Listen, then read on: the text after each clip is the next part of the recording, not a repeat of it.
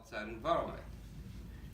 There are ways to protect the skin by using emulsified layers of cream where there is no oil, but an emulsification containing antioxidants that can penetrate the skin surface as long as the emulsified agent is sitting on top of the skin instead of blending into it. Oil will blend into it. Emulsification would not.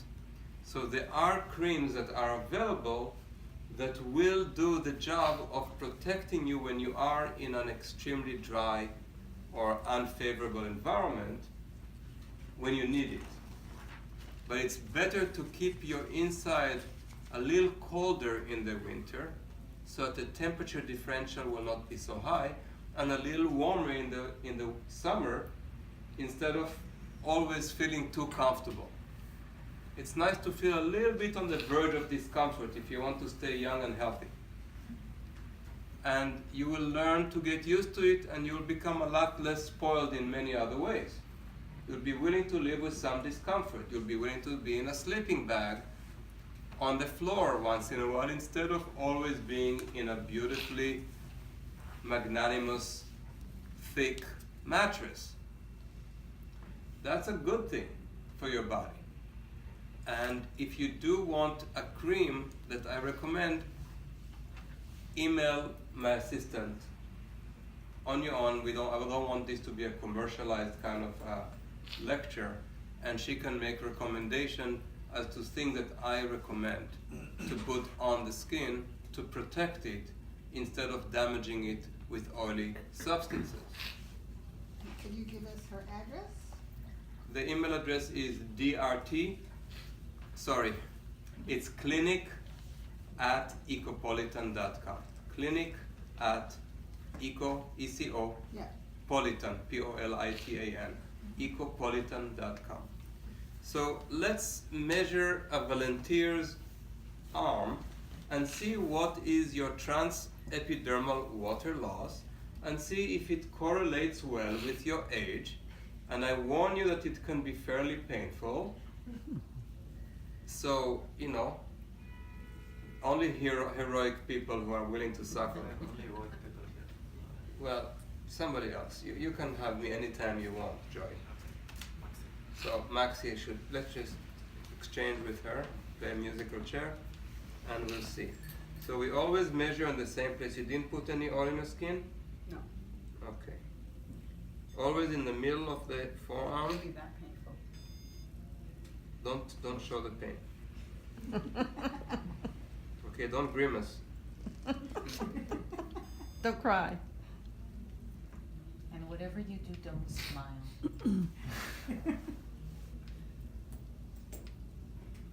And don't commit suicide when he tells you the bad news. Well, she won't know what the bad news are yet. Have to recalibrate it, sorry. Looks fairly good.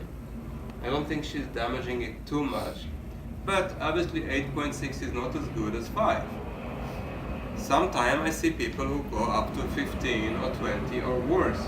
And those are the people who will end up wrinkling up sooner because they lose too much water, but not just because of the water loss, but because of the fact that they have a bad stratum corneum, which also means that they will have a malfunctioning brain and a malfunctioning body, because everywhere in your body you have fatty layers designed to create a barrier between inside and outside environments, whether it's your cell, your tissues, your blood vessels, your brain. They all have barriers protecting them from the environment that is on the outside of each organ or cell.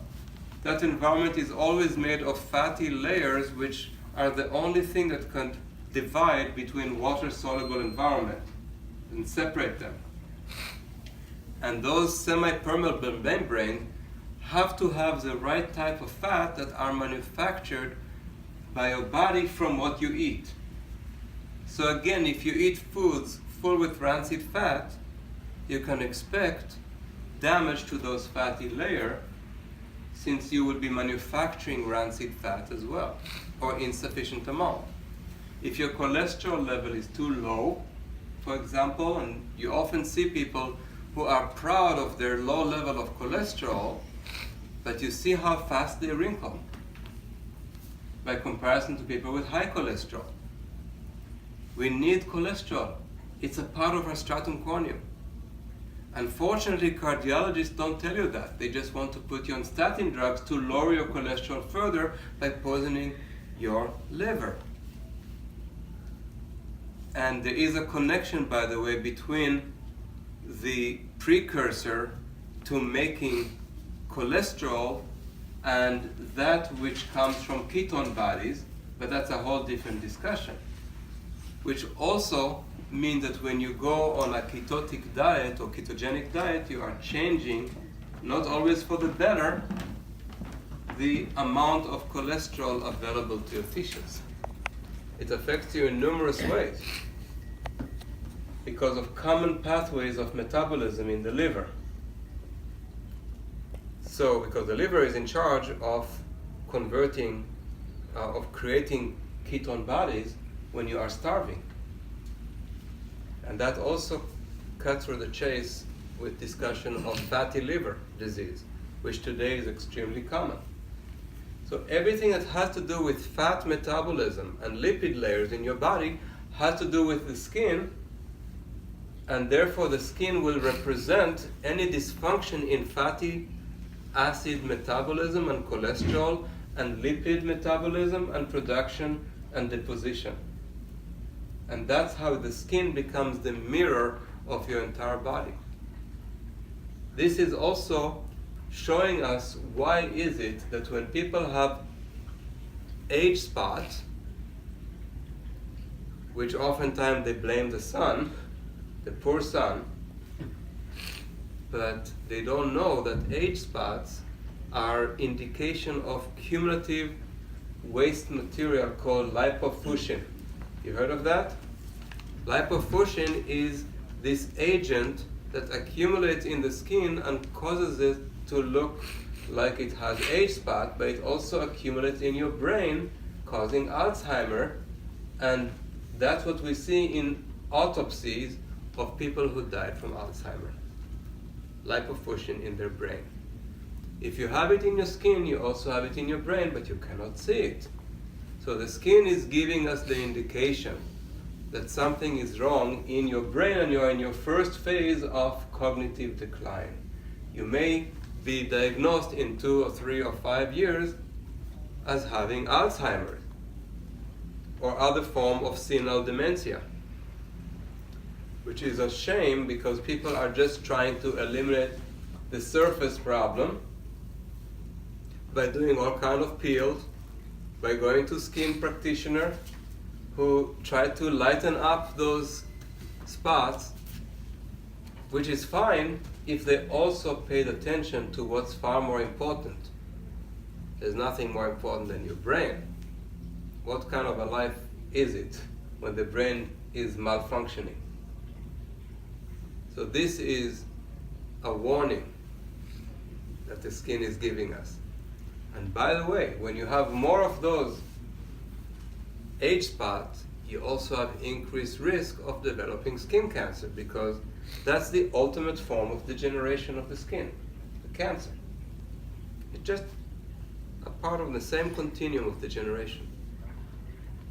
Now you see why this is so important. It tells us about your fatty layers and their functioning. Okay? But it's not everything we have to diagnose the skin. The skin has 3 main layers. One is the dead portion, which is the stratum corneum we talked about until now. The other is the living epidermis, which is supposed to retain water.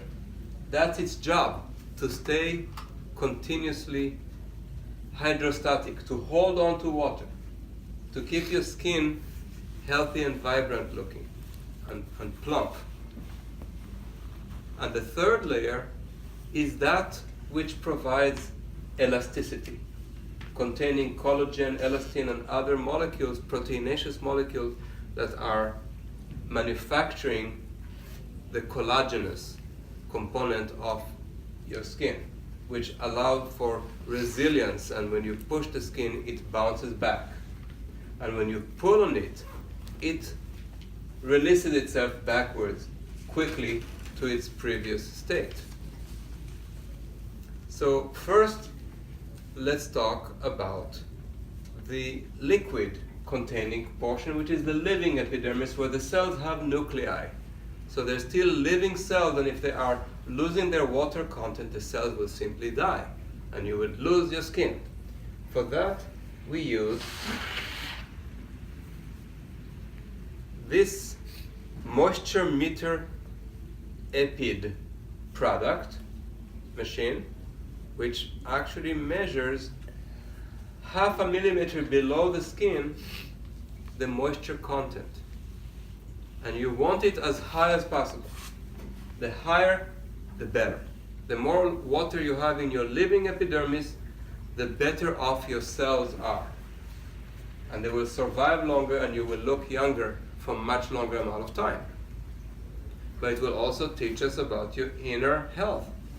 Because everywhere in your body, you have protein molecules that are supposed to be hydrostatic and hold on to water. Every compartment in your body that is water soluble, every cell, every cartilage in your body is designed to hold on to water with extremely high capacity, or you wouldn't be able to have joints that don't degenerate. Joints maintain their height, the distance between the bones, by having cartilaginous surfaces. And those are able to stay so smooth, so watery, so slippery, to avoid friction and crepitation and sounds of roughness inside your joint, thanks to this ability to hold on to water. And the skin will teach us about this ability elsewhere too, not just in the skin. Where do we get those proteins? From our diet. But it's not excess of protein that is necessary. It's the right type of molecules, not just proteins, but mucopolysaccharides, especially the sulfated mucopolysaccharides, which are necessary in order to manufacture those hygroscopic proteins that will hold onto the water. Where do you get those? In seaweed. Most of us don't eat nearly as much seaweed anymore. But if you go to see what Asians are doing, Asians who have very nice skin ingest a lot of seaweeds. So they are not deficient in their sulfated mucopolysaccharides. And I'm not talking about microalgae here, but about macroalgae. Algae that is available easily from the ocean, that washes on shore, and we can easily collect it from the sand and eat it instantly. Very salty, delicious, and full with sulfur and with mucopolysaccharides, which then bind with certain protein to create very high hygroscopic pressure gradient, allowing us to hold onto the water against all odds. And that water will then stay in the living epidermis as long as we don't lose some of that water when we have damaged our stratum corneum and when we ate too many rancid fats that incorporate into our skin. So who wants to have their water content measured? So you already measured one. No, I cannot measure you. Sorry. You will destroy us again. You already have been measured. So yeah, why don't you come in? Since you came so late and you missed most of the lecture, at least you'll get benefit from this. Thank you. From this trip in the snow. The next time I'm in Cancun and walking on the beach, I should pick up some seaweed, go wash it, and eat it. Absolutely. Absolutely. Don't That wash green stuff. Don't with wash the- it. Don't wash Just it. take If you the can sand trust out. the water there, will you Trust the- move towards people? There we go. Don't change your backside towards people. Okay. You know, it's Sure. antisocial. Okay. All right. Let's see if this battery power is gonna be okay. Ready.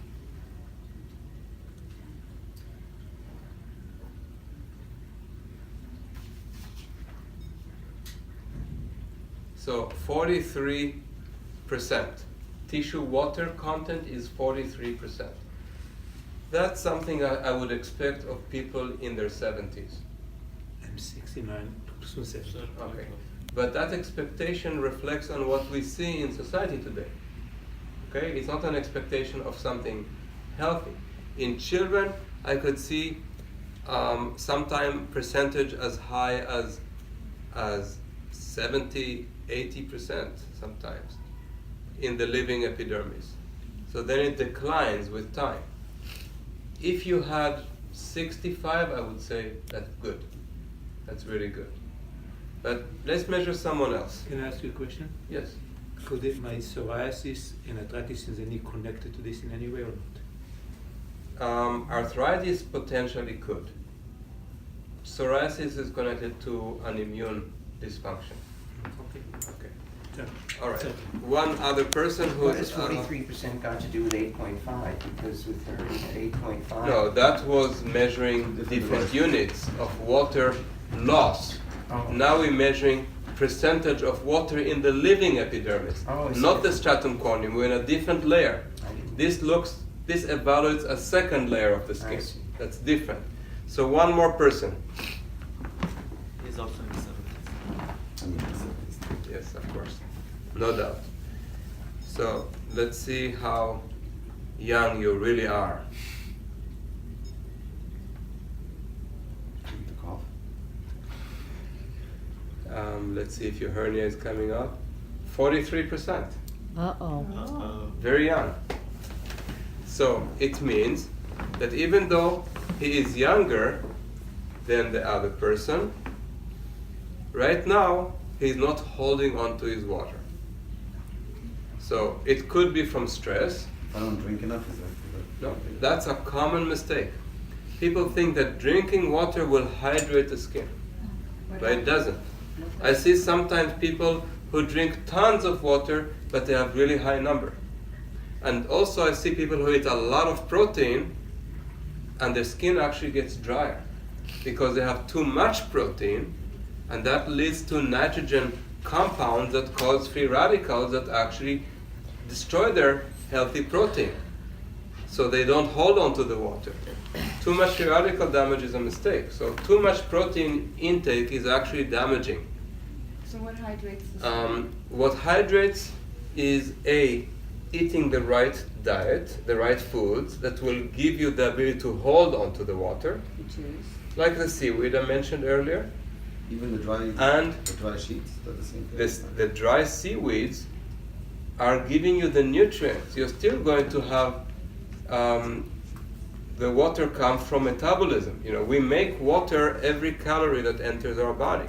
Every time you eat, you manufacture water inside your cells, or you wouldn't be able to make energy.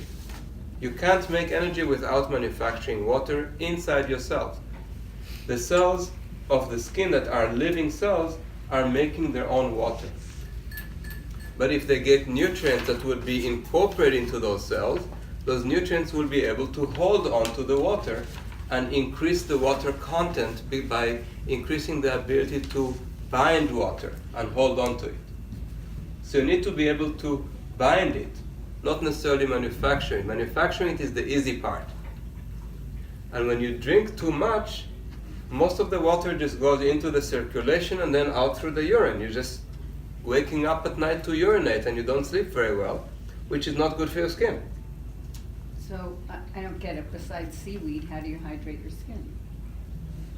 I just said, by eating healthy food, by eating a lot of antioxidants that will protect you from free radical damage, reducing the intake of excess of protein, avoiding excess protein in your diet, avoiding free radical damage also from fat and from other sources, eating more seaweeds, which is often missing in our diet, and also getting sulfur.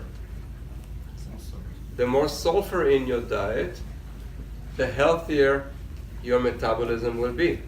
You need sulfur for creation of energy because of acetyl coenzyme A, which contains sulfur, and that's the entry molecule into the Krebs cycle. Plus, an immune system cannot function without sulfur. Every antibody that we make is held together by sulfur. Everybody today is deficient in sulfur unless you eat a lot of seaweeds.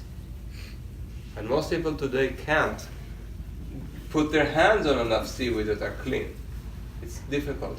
Or the salt, or sulfur salt. So the sulfur salt, the Himalayan black sulfur-rich salt, is the best source of sulfur that can incorporate into your metabolism, because when you eat it, then your body has the sulfur to bind and to build both the antibodies and the coenzyme, the acetyl coenzyme A, to create and generate energy, as well as to do the sulfation pathway for detoxification in the liver.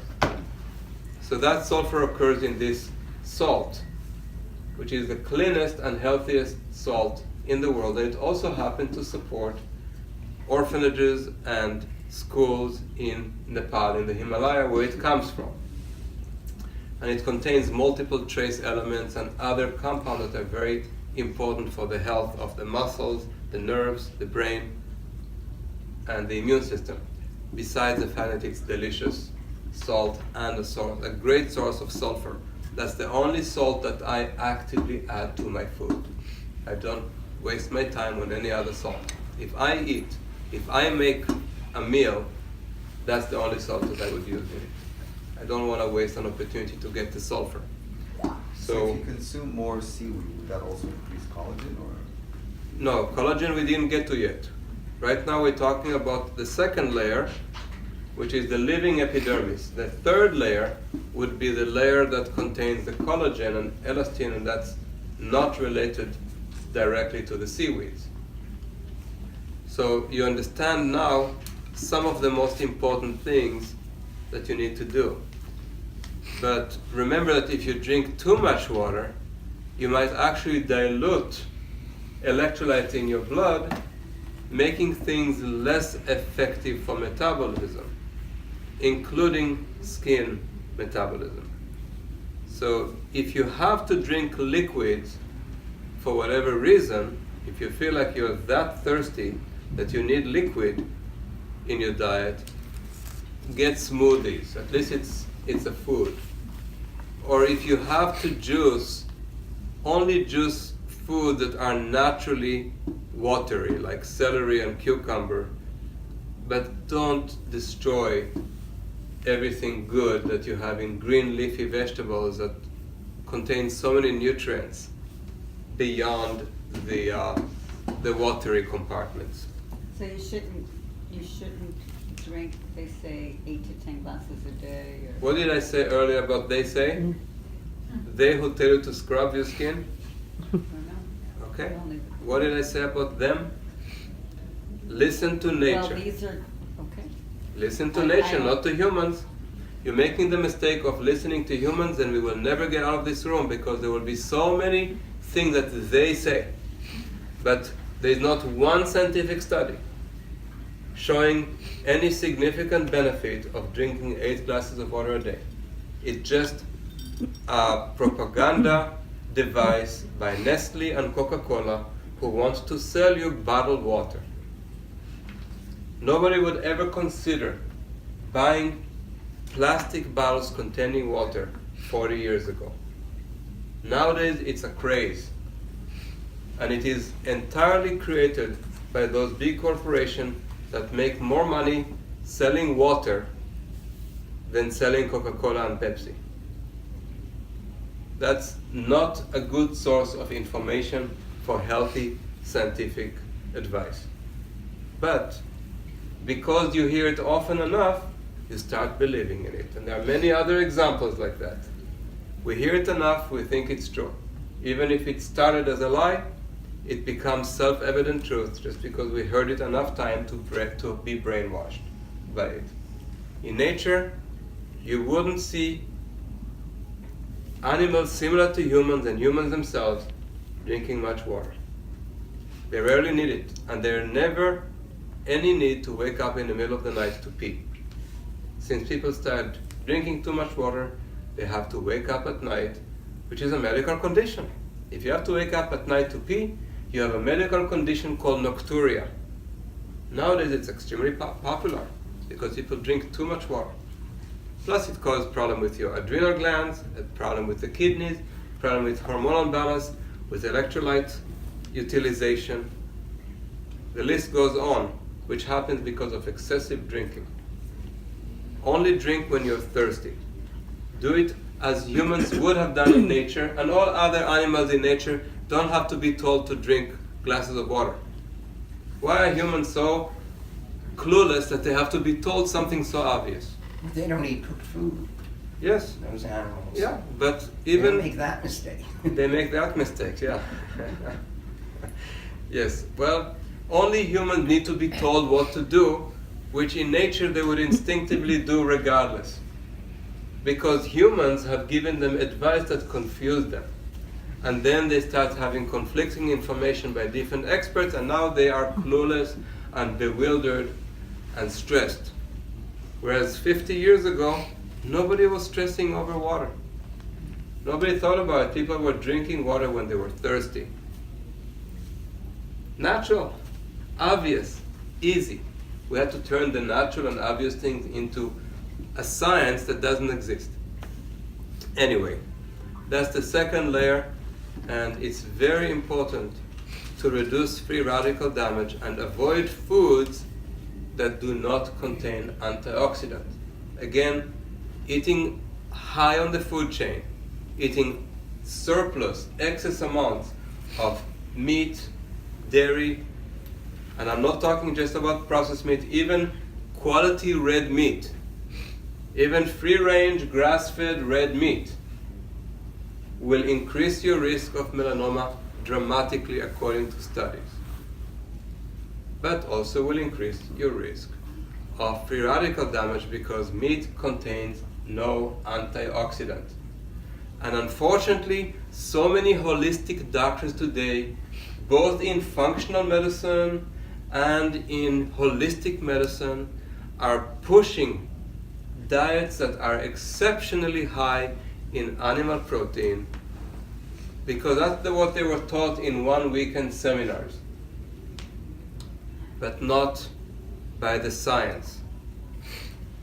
The science is overwhelmingly in favor of doing just what nature prescribed, which is very rarely including these antioxidant poor foods that nowadays are available every day on most people's plate, almost every meal. And where is the fiber?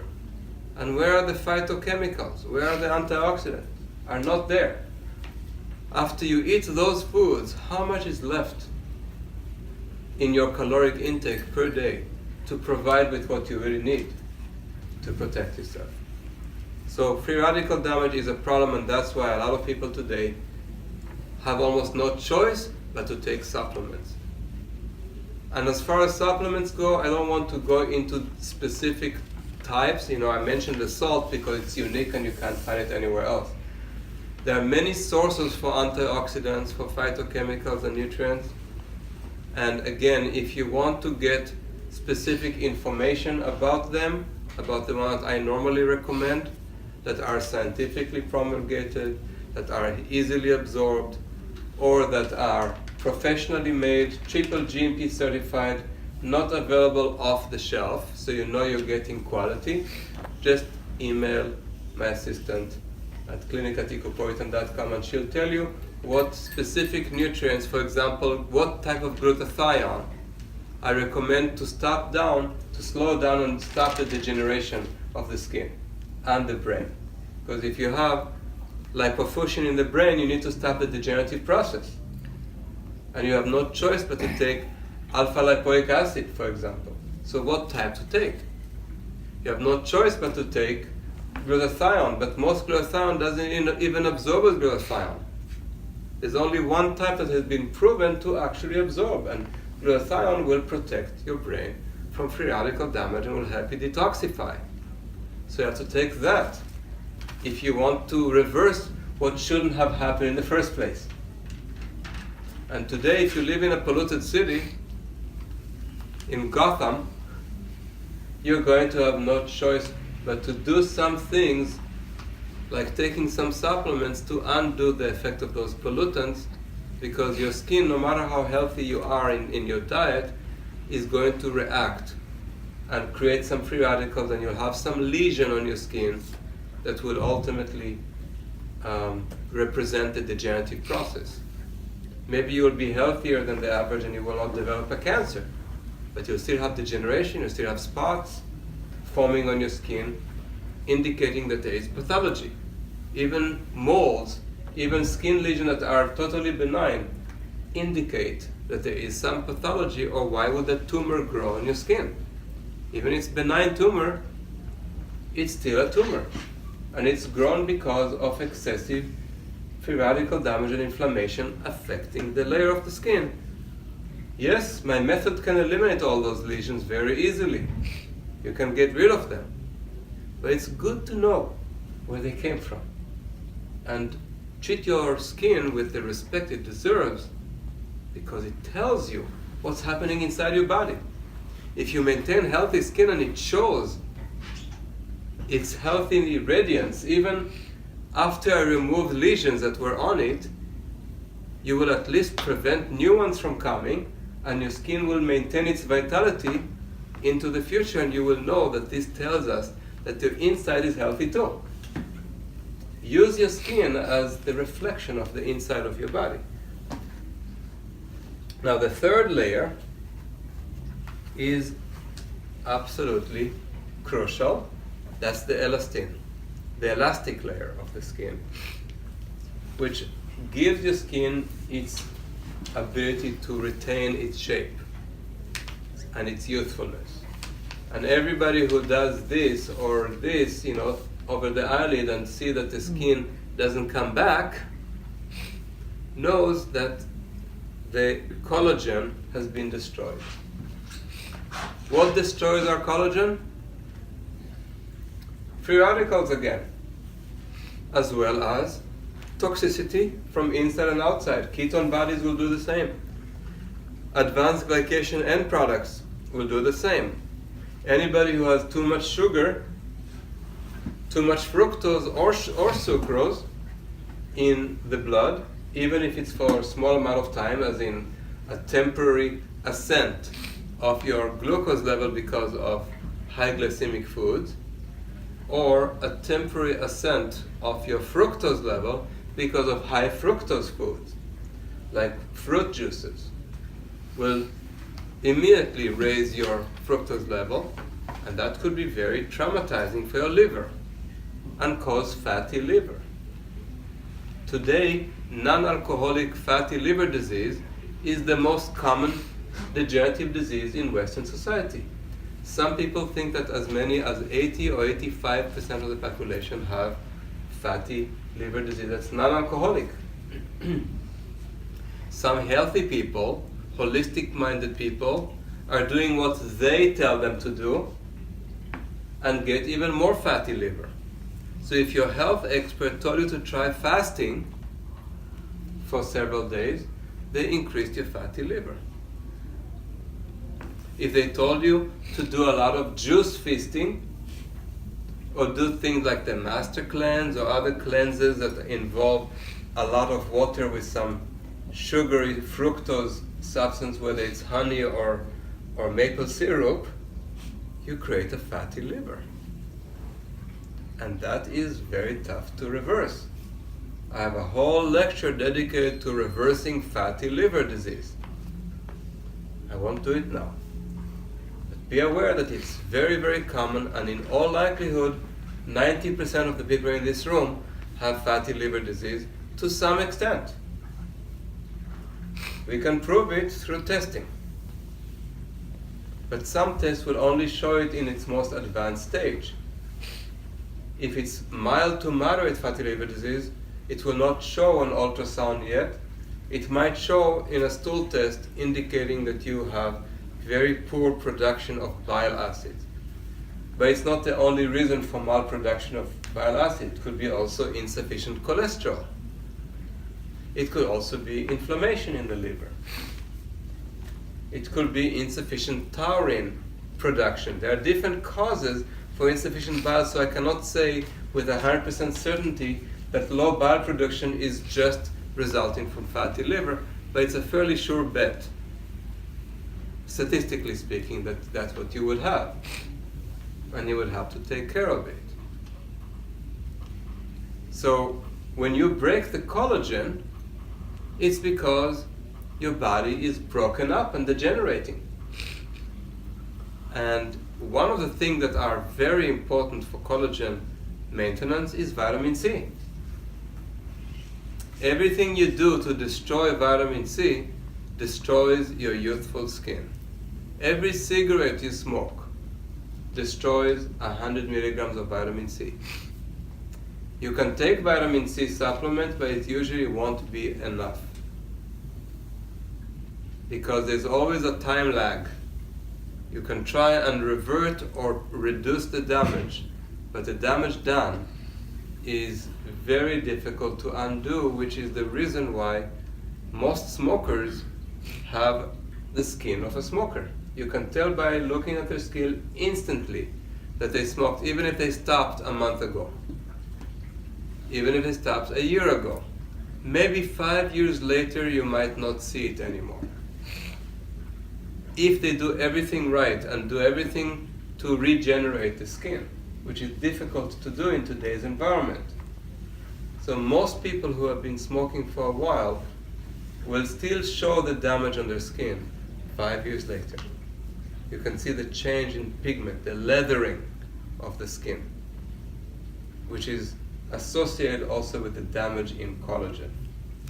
There are also certain amino acids that you can get from food, from beans and other types of legumes, and also from vegetables and greens.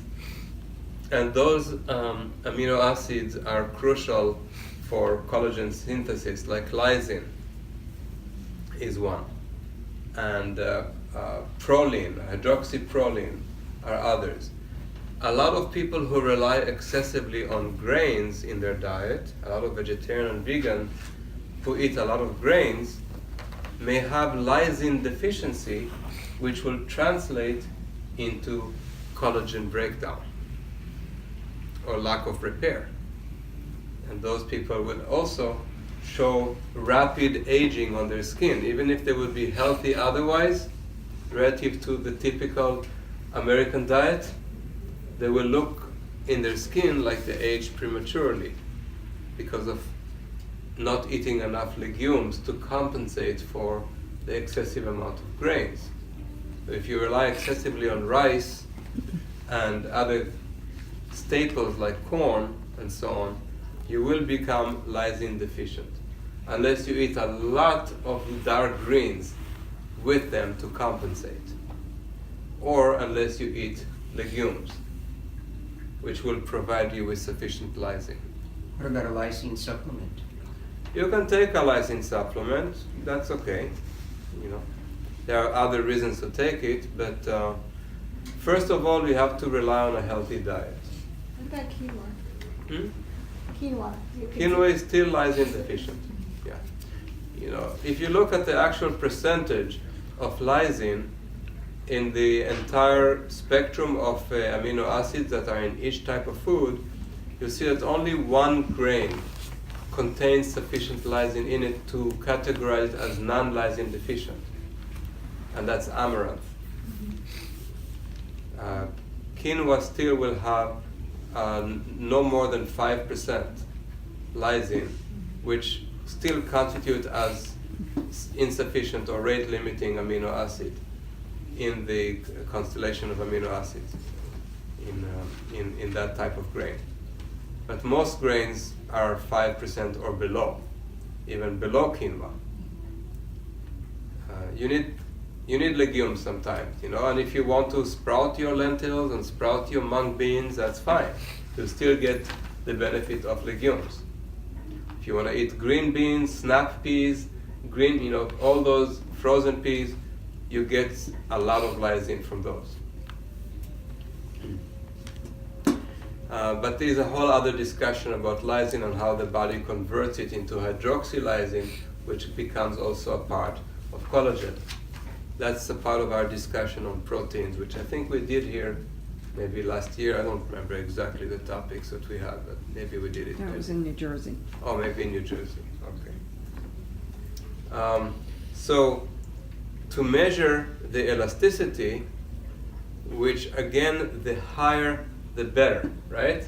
We want it to be more elastic, more bouncy, like a baby's butt. You push and it immediately comes back at you. You have to push hard to put more force into it because it's so plump. So for that, we have to have an average of 3 measurements. Hold on one moment. Memory's full. Okay. Well, that's not so important, so we don't have to do that. So wait, what? So you can't film anymore? So how do you destroy the blood vessels? First and foremost, by inflaming them with AGEs, which means again that you have to avoid the foods that are raising your AGEs the most. The flesh and dairy do so the most because meat comes already with its own pre-packed AGEs. Other foods, you have to make your own AGEs when you are exposed to sugar and fructose, but with meat, it comes ready-made because it was already made in the animals. So you get a much higher quantities. And if you have all the fruit juice and all the fructose and the agave and the maple and all those sweeteners, syrups that are considered healthy for you, are all increasing your fructose, especially the free fructose, which increases damage, and there you have suddenly all those red spots everywhere. And of course, if the capillaries are damaged and are not allowing the blood vessels to come in, and if there is inflammation which leads to spasticity or closure of the muscles surrounding your arterioles, thereby disallowing the capillaries from receiving blood, you're not going to have direct diffusion of oxygen and nutrients into the cells that require those nutrients so desperately. You're going to have far, far away, far removed diffusion which percolates slowly, losing a lot en route to your cells who are poorly deprived of those important nutrients and oxygen. Then you need to increase capillary perfusion. For that you need to exercise. For that you need supplements that support and supply nutrients to the blood vessels themselves, the vaso vasorum, the blood vessels that supply the blood vessels with nutrients. And you might need to rely on things like the Bemer device, which has been proven to increase capillary perfusion by 30%. That is a part of stopping the degenerative process of the brain as well, but the skin for sure. So I have my own Bemer unit, and when I'm in my home, I get 8 minutes twice a day, morning and evening, lying on the Bemer device to get my capillary perfusion improved. But there are some supplements that help that as well, but each one might be 5% improvement. Exercise can be as far as 5-6% improvement. Some medical drugs with horrific side effects can improve perfusion up to 10 or 11%. They're used in cardiovascular treatments, but their side effects are so horrible you don't want to rely on them just to open up your blood vessels, to reduce your blood pressure. There are better ways of doing that. One of the most important ones is, again, sun exposure, sun and sun lamps. And it's not through UVB. It's actually through other aspects, through nitric oxide production, which occurs when you're actually exposed to UVA, which is different from regular sun lamps, which focus mostly on UVB for tanning. You see, when you try to do sun replacement therapy, you have to study the sun and see what it really provides. It's a full spectrum of things. You need much more than just one type of exposure to replace the sun. It's complex. So I think you have a fairly good understanding of how the skin now reflects. And if anybody wants to measure elasticity, let's try it.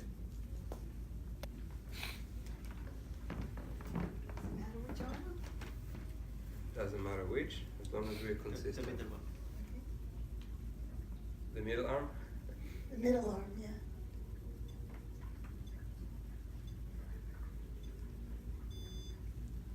43 Newton per meter. Newton is a measurement of force. And 43 is okay when I measured myself, not before or after a flight. Flight always make the numbers worse because of the dryness and the toxicity of flying in an airplane and all the free radicals that are going right through you because of cosmic rays that are going right through your body at 30,000, 40,000 feet. When I measured myself, it was in the vicinity of between 80 and 110. Yeah, no, I figured it would be low. Yeah, so this is not very beneficial for you to be at that level, but there's a lot that you can do to improve that. Babies can have 150, 160. That's a good place to be. Babies who eat a lot of seaweed. Baby? No, they just didn't have enough time to destroy. Oh, right. That's a good point. They're just born with fairly good, they're like parasites who take all the good stuff out of their mother. Except for if the mother does not take good care of herself, the baby could suffer for life from so many problems, even if the mother was not aware. For example, if the mother has very low vitamin D when the baby is born, that baby will have numerous cavities by age 5. Cavities? Cavities. Because the mother did not take, because if the baby was born in January or February, when the mother could not make vitamin D and did not manufacture it and did not, because there was no sun at that time, the baby will have half the enamel thickness. And then for the rest of their life, you can blame it on anything you want. But it was because of those last few months in the uterus. And then what are you going to do about it? Tough, right? Thank you. Okay. So 43 is for New Yorkers for today. Everybody is 43. Could it have something to do with the No, way it's the a weather different- was in it's a New York? different No, well, I mean, somebody else is going to it's, have much higher. it's obviously, I see a lot of people that have 40, in the 40s, who have simply damaged their collagen, because this is measuring the elastin. This is measuring the elasticity and the ability of your skin to rebound, to rebound from stress. Can you talk about hair loss? And yeah, by the way, this also reflects on your lungs. It reflects on anything where elasticity is important, not just in your skin. Where else do you have important elasticity? In your blood vessels, right? Every time a bolus of blood goes through, it is temporary expansion in the systole, and then there is retraction. That's the endothelium. So that has to do with elasticity. It wouldn't revert to its normal shape, and you would basically become a vegetable because you'll have zero blood pressure and you'll faint. You have to restore the pressure. But if you lost the elasticity, it will expand and stay expanded. If you have no elasticity, you breathe, you expand the lung downwards, right? The lung is now pushing down. Now elasticity make it go back so the air comes out without effort. That's how it should be. Elasticity is crucial for many components of your body. So the skin, again, if you lose elasticity there, you can imagine you have lost elasticity in other parts of your body, and you need to improve that. And it's possible to improve that with the appropriate nutrients, and also with improved nutrients that are adaptogenic. Stress causes too much cortisol secretion, leading to increased blood sugar and other problems having to do with AGEs. Plus it increases the sympathetic tone, increasing metabolic activity, which leads to more free radicals, oxygen-related free radicals. So we want to curb stress. And that can also be done nutritionally with those adaptogenic herbs, which again, if you want to get specific names of products, as I recommend, contact clinic@ecopolitan.com. And now I open it to some questions and answers, but before that I want to remind you that we have the salt available with Joy. So stock up on it, because the next time you'll be able to get directly here will be in 4 months.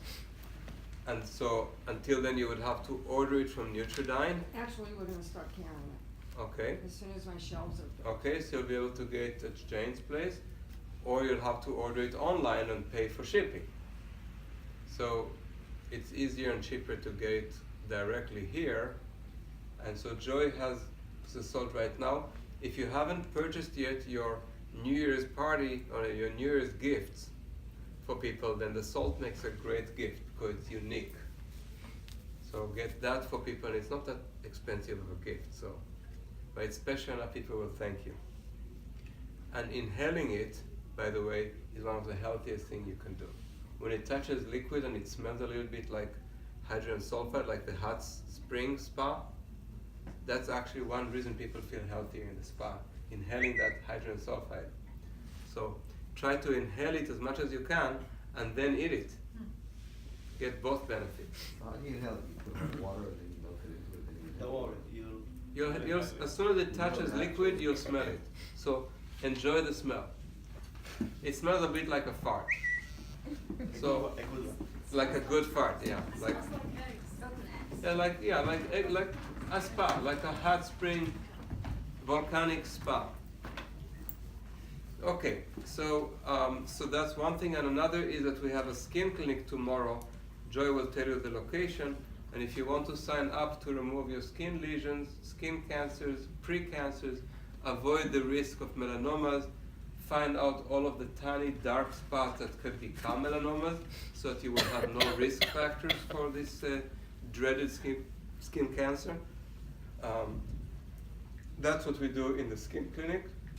Easily we can remove everything without surgery, without pain, and without knife or needles or anesthetics, and without the risk of biopsy. We can see what's happening underneath by the way that the skin responds to treatment. So it's also a diagnostic device, not just therapeutic. It allows you to diagnose while you treat.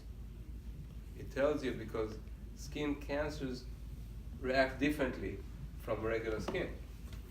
And the depth of a potential future melanoma is very important, because the deeper it is, the more risky it is, the closer it is to the circulation. The treatment actually tells you instantly how deep it is. So you know how much more material you have to put in to percolate to the tip of the root in order to eliminate it completely and allow it to result in a white spot instead of a dark one. So usually the flat lesions are the deepest, because they're not growing outward, they're growing inward. Those are the high risk for melanoma. If you haven't had enough sun exposure for a while, and if you have had red meat or alcohol or other things, and if you've been exposed to fluorescent lights a lot, and to a lot of LEDs, and exposed to a lot of stress, and not having enough adaptogenic herbs and enough vitamin C and antioxidants, well, then you have a fairly good risk of having maybe one of your dark spots convert to melanoma. LEDs. It's almost impossible to get regular incandescent bulbs now. I know. But LED light is not good for you. Not good for you. I didn't know that. Why? What does it do? It's missing a very important component of the spectrum. A book I'm editing now, with some addition that I'm making to it, contains everything about the sun that is available to science right now. And it will be available very soon, and you'll want to carry it here. So what if I have both LED and another regular light together in my room? Because the LED light is But you need to know which type. You need to have the right spectrum. It's not enough to just have that and another. But yeah, it will make it slightly better. The incandescent is always better. The warm incandescent. Do you know where to get incandescent bulbs from? I mean, Home Depot doesn't carry them anymore. Well, The 99-cent store. they're has still them. available. There are They do? online shops. And- Amazon.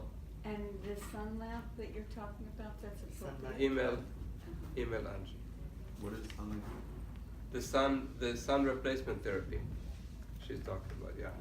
I'm putting together a complete package for sun replacement therapy because after doing all the research and seeing all that stuff, I realized that just telling people to go into the sun is unfair because if they live in places where there is no sun, what are they going to do? It's just going to frustrate them and frighten them to death, and it won't tell them what they can do to replace the sun. So that's really necessary. You asked about hair. I asked about hair loss. Okay. So that's in fact the only topic I promised on the list that I didn't cover yet. So mitochondrial damage in the cells lining the hair follicle are the main cause for hair loss. Mitochondrial damage could be a result of circulatory collapse, capillary damage, excessive calcification of the connective tissue of the skin, making the skin more stiff and rigid and leathery, especially on the scalp, which is so tight to begin with that any kind of stress, it will be the first place to lose the circulation. And people today have very tight neck muscles, causing the circulation to be even more diminished on the scalp.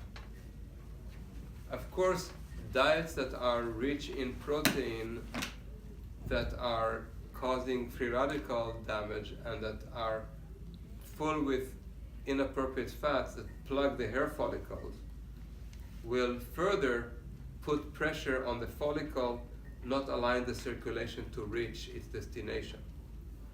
All of the above will make thinning into a lanugo hair. The hair becomes thinner and thinner, like the plume of a chick. And finally, it becomes less and less noticeable to the naked eye, but it's still there. Until finally, after years and years, some of the follicles will die. At which point, there will be no lanugo hair. It will be totally smooth and shiny. Even shiny scalp still have some hair on them. People shave it nowadays so it make it, it's less noticeable, but there is still some hair that could be restored. If it were important to a person, they could actually increase it by first exercising the scalp, making it go up to loosen it completely, very strongly upwards, making it all crinkled so that it feels warm and tingly, and blood supply is rushing back in. I feel it right now. The blood is rushing in, so I go from the side and pull up. So the whole scalp is now wrinkling, and after you do it strongly, only 2 times, you feel the warmth of the blood vessels going right to that area. So I do it from here up to the apex, to the back, because this is the area you need from here to here. So from here sideways, going that way, and here diagonally, and here straight up, straight up, straight up, straight up. You do that a few times a day, and you're increasing the circulation despite the stress. Getting your neck muscles relieved from all the stress of doing this, and you know how we always blame things that we do indoors on many of our problems. For example, we blame the eyeglasses that are now so common in children, we blame it on their working continuously with close by. But it's not true. It's not about that, it's about not being outside in the sun. It's lack of solar photo products that make people short-sighted and needing eyeglasses. And of course, when they do that, they do it mostly indoors. So they're not outdoors like they should have been. But the same thing, doing this all the time, makes for very tight neck muscles, which compress the suboccipital nerves that which are going right behind the mastoid process and under the occiput, the bone called the occiput at the base of the skull. Those nerves go straight up into the muscles here, which are connecting to the gallia aponeurotica. That's the sheath of ligament that is very thin and wide, covering the top of the scalp and connected to the frontalis muscle here. So you have a muscle here and a muscle here, and both are tightening from stress, making the scalp stretch even further, more tight, and losing its circulatory supply as a result. So those are some reasons why people develop hair loss. Of course, we can also blame on the testosterone and the dihydrotestosterone, and of course we have to look at other hormones and DHEA conversion. There are some hormonal issues that could be important for hair loss as well. But most of the hormonal problems are environmental. You know, for example, people today are very poisoned by PCB, right? You know PCB, right? I know the term, I don't. Polychlorinated biphenyls. So those are common from so many types of industry, from exhaust and from plastics and from paint, and everywhere you have PCBs. They're ubiquitous now in the environment and in our bodies. Anybody who renovates gets them in, unless you're using really quality, safe coat products that are zero VOCs. But those PCBs dramatically increase your risk of melanoma, among other things, you know, that we mentioned earlier. So they also interfere with your hormones, just like bisphenol A and phthalates are doing the same thing, and other hormonal disruptors. And of course, the worst of them all are all the sunscreen products that contain hormone disruptors and destroy the health of anybody, especially children and especially unborn babies who are exposed to that when their mother-to-be smothers herself with those sunscreen products courtesy of her skin doctor. So Now the only skin doctor calls a child that will fail to develop and have hyperthyroidism or hypothyroidism and autism and numerous other developmental issues and fertility issue, and meaning lack of fertility, and or precocious development, which is dramatically increases the risk of cancer, thanks to the skin doctor. So the only value of that is against aging-looking skin? Against what? For the value of SPFs is only so that you don't get wrinkly, leathery skin. It's only all supposedly. surface. Huh? Supposedly it will prevent the solar radiation from damaging a skin that's unprotected. If your skin is protected, you don't need the SPF. Protected by what? Being hydrated enough? No? By- Were you at the beginning of the lecture? Actually, she wasn't. Oh, Yes, okay. she was. That's right. So we Can talked I about see all one the antioxidants, all the phytonutrients. You were here when we talked about lycopene when we talk about proanthocyanidins So if you and eat polyphenols. Exactly. And eat enough acai. Those are all proven to protect your skin such that you can be in the sun all day long without the skin being damaged. Remember, the sun, up to a certain point, actually helps repair the DNA and protect you and prevent skin cancer and damage. Only when you burn too much in the face of unprotected skin, you have this problem. In nature, humans would have eaten so many fresh greens as they would forage non-stop, as they would gather their food, right? In nature, we would be gatherivores. We wouldn't be herbivore, frugivore, or frogivores. We would be gatherivores. We would eat everything we can gather, and we wouldn't think about whether it's a plant, vegetable, mineral, or whatever the third is. Animal, vegetable, or mineral, right? They wouldn't care what it is. If it's edible, they'd eat it. Whether it's an insect, or a snail, or a frog, they would eat it. But most of the time, they would be eating seaweeds and plants from the land. And those would be so fresh and so nutrient rich that they would have 10 times to 100 times more free radical protection than we have today. So the skin would be protected. The sun wouldn't do any damage. So they're dead at 35. No. If they're dead at 35, it's because of the intensity of the environment. But if you did die at age 20, you'd probably survive till age 90 or 95. The 35 is, or the 50 is an average because babies died at age 1 or upon birth in such a huge amount that every woman had to have 10 children with the expectation that only 4 would survive. You know that. That was our history.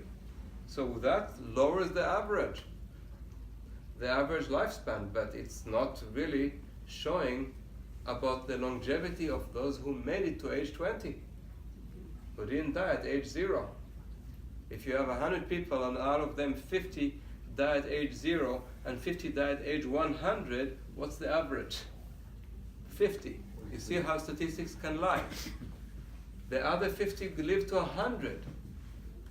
The highest concentration of centenarians anywhere, but you still have an average of 50.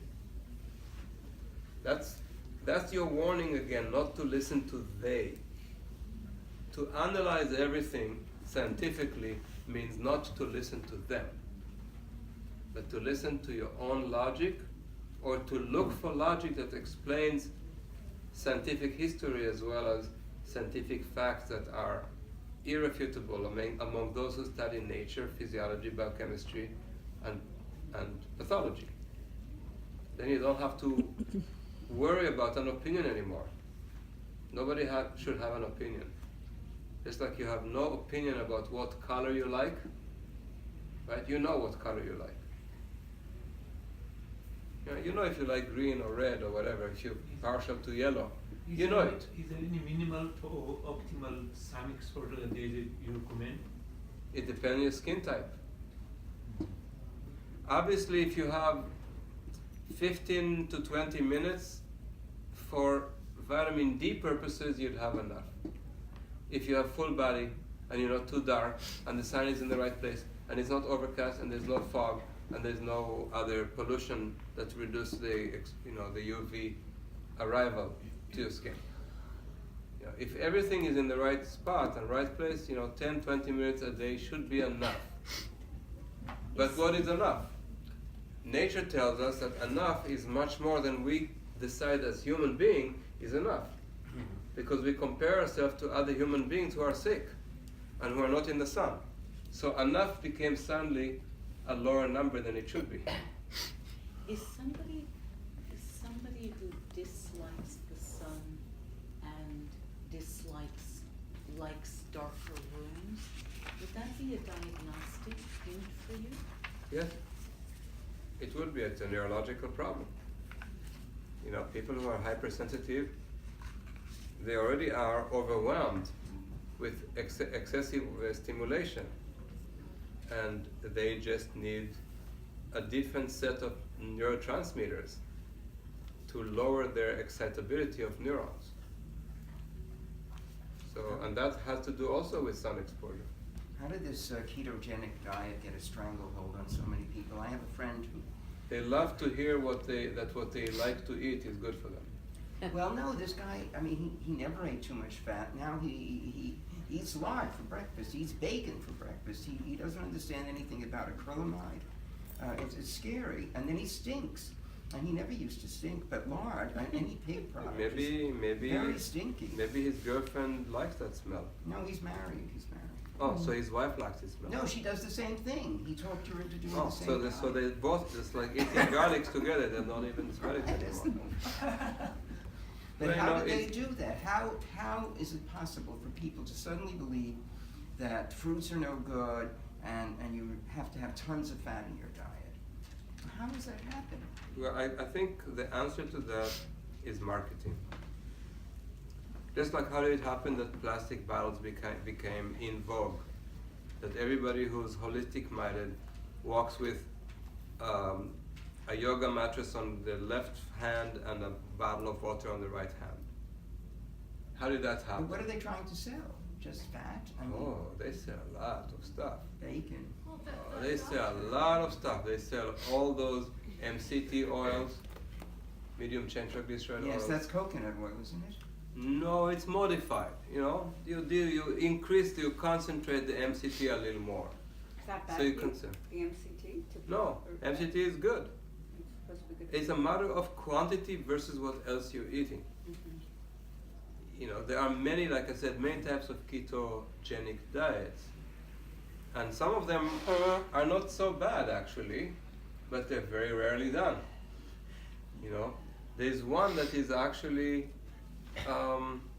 just called the low glycemic diet, which contains a lot of plant foods and is fine. It's actually a fairly healthy diet, except for maybe the fat is slightly too high, but not too bad. But he's eating a lot of red meat. That's exactly why people gravitate toward it, because it gives them a license to eat something they love. You know, I admit, I am hooked on chocolate. Okay, I am an addict to chocolate. Only dark, dairy-free, you know, fair trade, vegan, But is it cacao soy-free. or chocolate? That's it. You know, cacao chocolate. You know, But it has sugar in it. well, the healthiest sugar, okay? Dehydrated cane juice. Sugar, yeah. I'm hooked on it. I'm addicted to it. I admit it right here. I profess it in all I start my 12 steps. But I never buy it. I know I'm addicted. I never buy it. Myself, never. I don't make it so easily available to me. If somebody offers it to me, twice a year or 3 times a year, mostly on Yom Kippur, I might take a chunk of chocolate because it's been offered to me and it's not a problem. Only if it's dairy-free and meets all those other criteria. Otherwise, I won't put it in my mouth because I know what's good for me. So, but as soon as I see it and it's right there in front of me and it's been offered to me, no way I will be able to resist it. I'm totally hooked. But it doesn't happen more than twice a year. Okay, 3 times a year. So I know that this addiction is not damaging me. You need to be aware that some things are addictive, and if you do them every day, that's the cumulative damage you don't want. So whether it's coffee, or alcohol, or red meat, or dairy products, cheese, You don't butter, drink coffee? No all coffee? of those things are addictive, and people are looking for license to use them daily. The paleo diet or the ketogenic diet and so on give them exactly that license that they want, and that's why it's rapidly gaining popularity. Who doesn't want to hack? Even the word, let's hack our body. In the age of computer hacking, everybody loves that. It sounds good when you hack a computer, He got rid but of his hack belly your own fat. body? He got rid of his belly fat. That's what he likes. Yeah, but that's, of course it would, because you're starving. It's the same as starvation. Mm. It's the same as diabetic ketoacidosis. it would make you lose weight, but you can lose weight on the mild form of the ketogenic diet that is completely plant-based, lose weight very easily too, without causing all those ketone bodies that are so excessive. Remember methyl glyoxal, the big AGE product. Remember beta-hydroxybutyric acid, which you all know about, right? Beta-hydroxybutyric acid is also a ketone body, which forms in large amounts when you go into a ketogenic diet. That's an acid. You don't want to have excessive acids. What is ketoacidosis? Too many ketone bodies causing your blood to go slightly acidic. That makes you lose bone. So yes, you lose weight, but you also lose bone. In the long run, you end up at getting the raw end of the stick, And I know it's not appropriate to say the raw end because for some people it's a good thing. The raw end is what they're striving for because they're raw foodists. So maybe you should get the cooked end of the stick. Yes. So just to piggyback on that ketogenic thing, I guess there was that Dr. Prometer who claimed to have reversed people's dementia and Alzheimer's through a high-fat diet. But Right. I wanted to ask you about what you just said before, the healthy aspect of a plant-based high-fat diet like avocados and coconut Yeah. and hemp Yeah. seeds and all that. Like what degree? No, don't put them in the same. Hemp seeds do not go in the same category. Oh, it's not considered a Well, fat? it's not with him. No, hemp seed has very, very easily rancidifiable fat. Okay, so it's not a good source. No, the other fats you mentioned are monounsaturated and unsaturated. Right. Once you go into polyunsaturated, a totally new territory which does not occur in nature, Yeah. definitely not packaged, unroasted or toasted or exposed to air, oxygen, light, everything that makes it go rancid. So I don't touch hemp seeds. So in a plant-based diet, increasing some fat like you described before, which could be healthy, what Yeah. fat and what degree, how much? Well, you have to go through the whole menu plan, so to speak, and see what is a modified low glycemic diet, which by fact of lowering the amount of glucose or glycemic response, you are still mobilizing some of your own fats, plus you can take some coconut oil or MCT oil if you want, and increase the ketones because you break some of them down into ketones and you make energy from them. So, or also people who exercise a lot. Big amount of exercise creates ketone bodies because you mobilize fat to make energy. So all of those go into a reasonably healthy ketogenic diet that almost nobody does. And actually it's the only ketogenic diet that can be made at home without any supervision. All the others require supervision, but people are nowadays doing them without supervision and they have no clue how much damage they cause themselves. And of course, like I said earlier, you can always find quick and easy remedy for a current medical pathology, like cognitive decline. And of course, cognitive decline has been shown to be associated with insufficient glucose utilization by receptor sites in the brain. So if you have insufficient glucose coming to the brain needs food. And you can feed the brain ketone bodies. So of course people with different forms of Alzheimer's, Parkinson, and other brain issues, as well as seizures and glioblastomas, astrocytoma, and other neurological conditions, multiple sclerosis, and the list goes on, will potentially benefit from feeding the brain something if the brain is starving. But at that time, their pathology is so severe, they're willing to pay the price of lowering their longevity, causing the bones to break, and increasing their inflammation and destroying the blood vessels, and getting cancer. They're willing to suffer from all that, especially when they're not told about those risks. So they will see an immediate thing, and a neurologist like Perlmutter, nice guy, but a little misguided. Because as a neurologist, not as a nutritionist, not as a person who studies nature, but a person who just looks at scientific studies that are promulgated by certain interest groups, not looking at what nature says. So he once was a raw foodist. Every book he wrote, he changed his diet. Then he wrote about grain brain. Then gluten was the evil thing. He keeps changing his story based on some new science that he sees, and he's a very good, very smart businessman. He knows what will be the next trend. And he writes accordingly so that he's not departing too far away. See, if you write something that is telling everybody to avoid 8 glasses of water, they think you're crazy, like she's thinking I am, right? Because you're going too far from what people are accustomed to hearing, so they will block you out. If you want to be commercially viable, you tell people just slightly more than what they already know, but you don't change paradigm.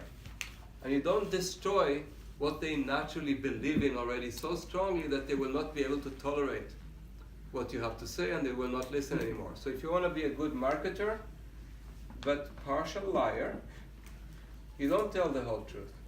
You just say to people what they are capable of taking in at that moment, and what they want to hear as well.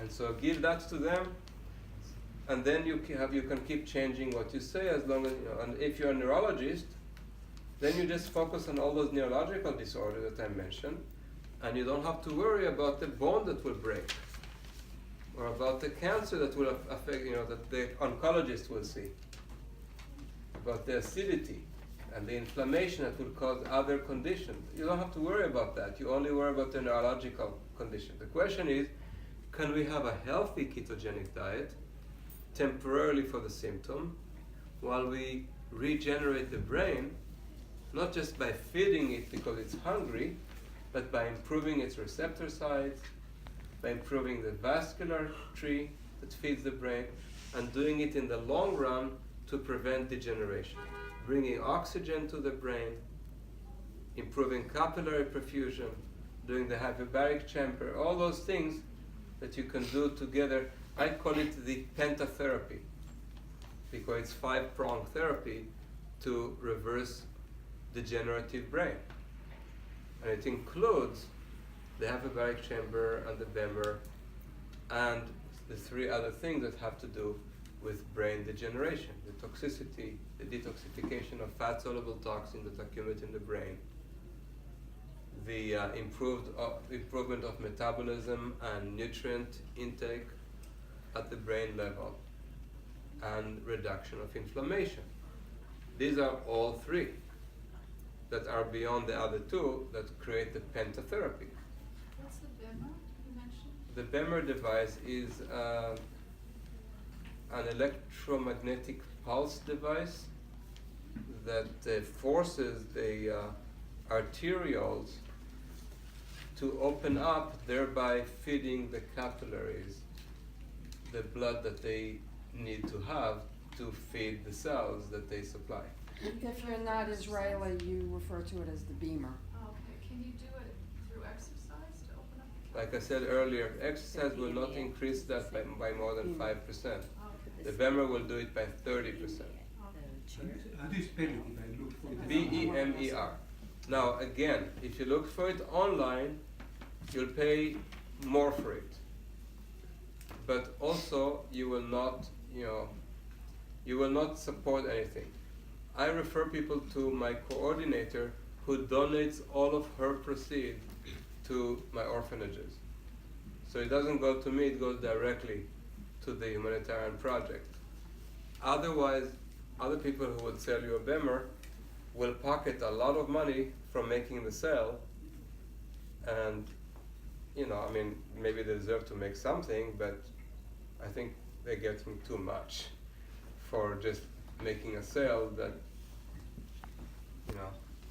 that only happened because I educated you about it. So if you contact Angie, you won't have to look it up. She will tell you, she will send you a whole packet of information. Okay, clinic@ecopolitan.com. If you want to get a BEMER device, okay? And don't get the expensive professional, no need. Unless you're gonna have 2 people treating simultaneously at all time with different program, it's enough to get the classic BEMER, which is less expensive. It's a German/Swiss/Liechtenstein product. Therefore, it's BEMER. BEMER, not Beamer. Beamer is the Americanization of BMW. Okay, BEMER. That's how the German would say it. But how did it come about, this menu? Where did it come, this invention? The type of products that it is have been around for the last 15 years, but they haven't been well researched. And they gradually improved them. The old BEMER was not so good. The new BEMER, the one that is not the old 3000 or whatever they had, back in the days, have been researched in the Institute for Microcirculation in Berlin with special microscopic cameras that could be inserted into the tissues and actually visualize the capillaries immediately getting engorged with good traffic of red blood cells and white blood cells where there was almost no movement, was stagnation before. If you do it twice a day for 8 minutes each, the benefit lasts the entire 24 hours. Everybody who's stressed out, polluted, living on a tight deadline all the time and not having enough sun support is going to be needing something like that. So what does it improve altogether? Every cell in your body needs oxygen and nutrients through the blood. When you diffuse the capillaries with blood, you get many. I have 2-hour lecture dedicated just to that. So that's just in a nutshell about that. Other question? So remember the clinic tomorrow, if you want to have stuff removed or even looked at just for diagnosis, just to make sure that you don't have anything potentially risky. But cosmetic is perfectly legitimate. Self-esteem is important too. And Joy will take care of that with you. So 1133 Broadway, what floor is that on?